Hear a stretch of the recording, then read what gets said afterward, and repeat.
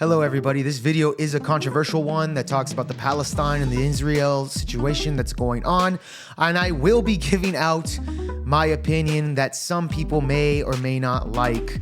So just a trigger warning for you. If you're a please exit the video. Let's get into it.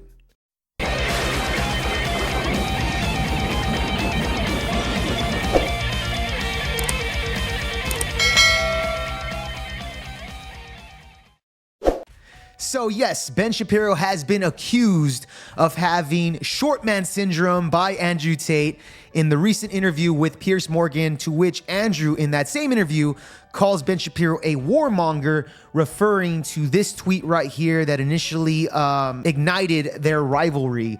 Quote, "We are horrified by what is happening and we call for a truce," where Ben Shapiro says, "and they can fuck right off."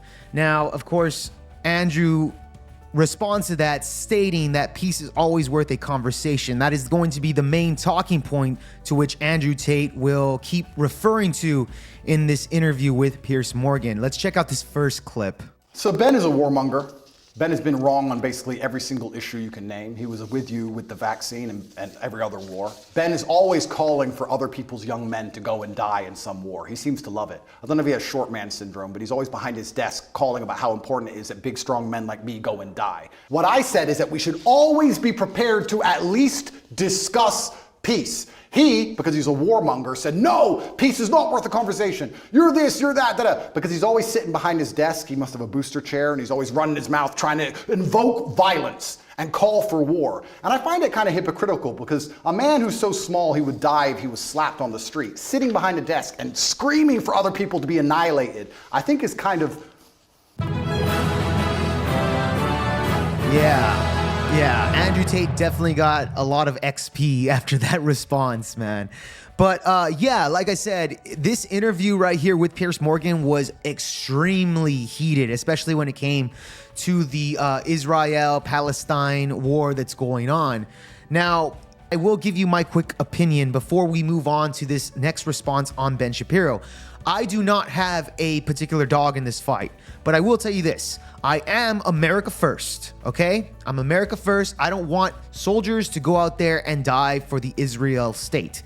And I will say this. In this interview, Andrew Tate refused to call Hamas a terrorist organization. And Piers Morgan refused to seize the sins of Israel before October the 7th. My opinion is, Hamas is a terrorist organization created by the terrorist state of Israel. Yes, I said it. Let me say it again, okay? Hamas is a terrorist organization created by the terrorist state of Israel, okay? Outside of that, I'm going to give you my opinion of what I believe on this topic. That's as far as I go. Let's move on with the response of Ben Shapiro, because Andrew Tate goes completely off on Ben, because it is true. Ben is a warmonger, man. Let's check this out. I don't have a beef with Ben, and I don't watch his show, and I have no idea what he talks about a lot of the time. But what I do know is that every time I turn it on, he's calling for someone else's son to go and die in a ditch somewhere for his interests. And I don't like people who are not advocates for peace. Blessed are the peacemakers, said Candace, who is far more intelligent than Ben will ever be. And she is completely right. He replied that rhetoric, starting an argument with me when I said we should talk about peace. I say we should talk about peace. He calls for the death of civilians, and somehow we're asking why my point of view is seen as abstract. It's insane. Why can't we all just sit down and say the fighting must end?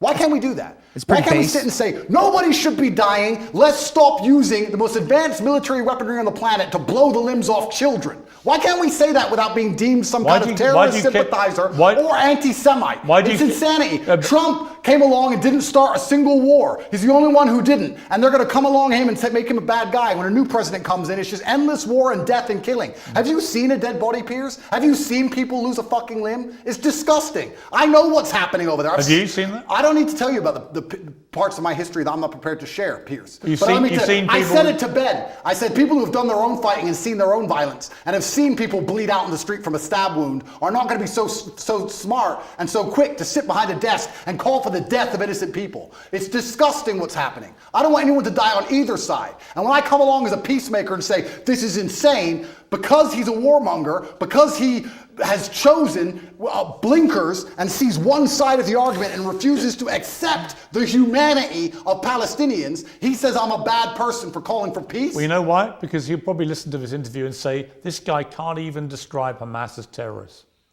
Oh, if Ben Shapiro thinks bad of And if you don't think what happened to the people in Yeah. Israel on October the 7th is an act of terrorism, did I not just say then you are, I want all people then to you stop are dying? you are just as partisan to one side as you believe Ben Shapiro Did is I to the not other. just say I want all people to start dying? Stop dying. Piers, don't interrupt this. It's 2 sentences. I want all people to stop dying. However, I understand what is going to happen when you create a pressure cooker. Yeah, and you know what's crazy?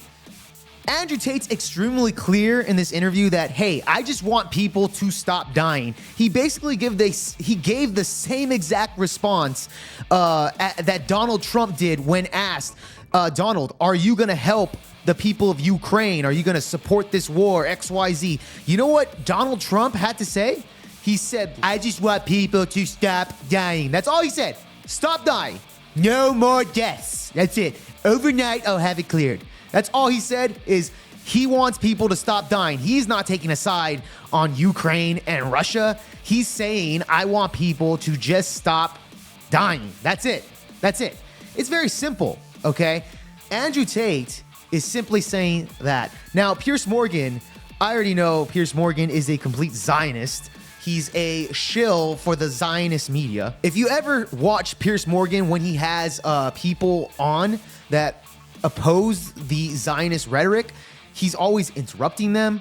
He's arguing with them. He doesn't let them get any words in. And the interview's always just chaos. That's all it is.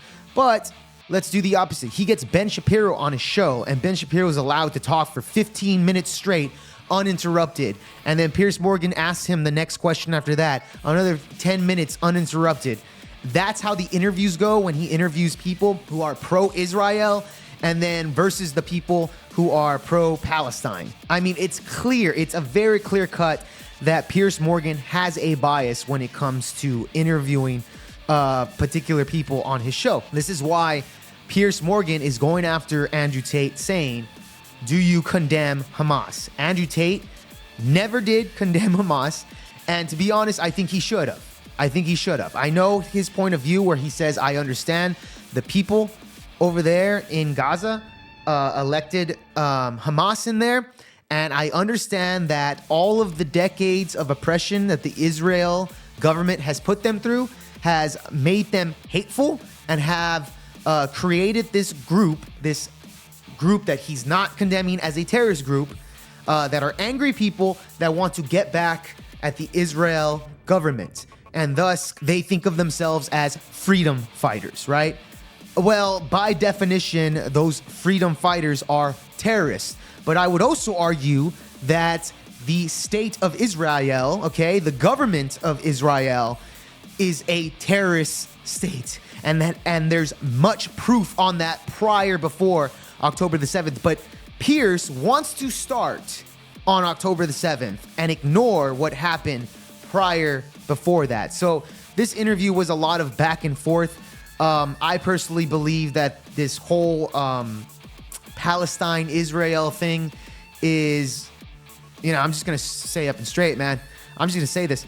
I believe what happened October the 7th was a false flag. I believe the Israel government allowed Hamas to attack them because they have some of the best intelligent groups over there in Israel. How is it that for at least a year and a half that Hamas over there in Gaza, which is a tiny, tiny little area, were able to have 5,000 missiles waiting to launch onto Israel homeland? How did that happen? How did they miss this? It's so crazy to me that they have some of the best intelligence agencies in the world, but yet totally missed that, right? But then when the hospital bombings, which ended up being just in a parking lot, they happened to intercept a conversation with Hamas stating that it was Hamas that shot rockets into their own hospitals. It's really weird to me that they have all that technology. They're some of the best in the world. They're able to capture something when they need to prove something to you, the people, but somehow totally missed that they had 5,000 rockets right there in their backyard. Doesn't really make sense to me, but hey, that's just my opinion, man. I'm no Alex Jones. I don't even know if Alex Jones has stated anything as crazy as that. But hey, it's just my opinion. I've seen way too many false flags throughout history to state that was just really, really weird to me. But anyways, I digress on that, man. So that's all I got for you guys today. Please like the video. It goes a long way for Project VeoPod to get into the algorithm so that we here can start red pilling the simps and the libtards here on the internet. So I would really, really appreciate it if you like the video. And if you're new here and you liked what you heard, please subscribe to the channel because there's a lot more content coming your way. With that being said, guys, Trump 2024. This has been Project VeoPod. I'm your host, Jake Var, and I'll catch you guys on the next one. Peace.